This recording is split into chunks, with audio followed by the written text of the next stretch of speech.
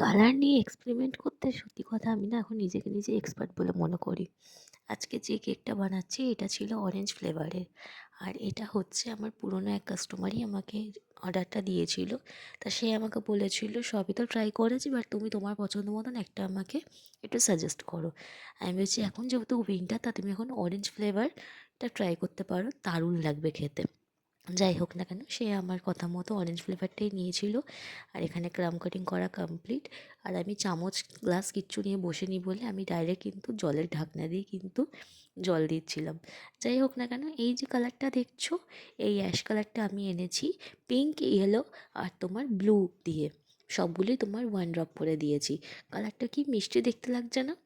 আর মেয়েদের যদি বার্থডে হয় সেক্ষেত্রে না কালার কম্বিনেশন করতে বেশি সময় লাগে না, কিন্তু যখনই কোনো ছেলের বার্থডে হয় আমি একটু ঘাবড়ে যাই যে কী কালার কম্বিনেশন দেবো।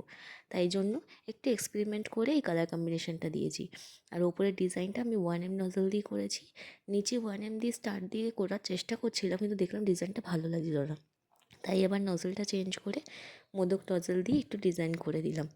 আর ওপরে নাম লিখতে বলেছিল পীয়ূষ, আমি সেই পীয়ূষ নামটা লিখে দিয়েছি একটু ব্লু এফেক্ট দিয়ে, কেন কি সেম কালার হয়ে গেলে দেখতে ভালো লাগবে না। আর কিছু স্প্রিঙ্কেল দিয়ে দিয়েছিলাম, তো দেখো তো কেমন লাগছে।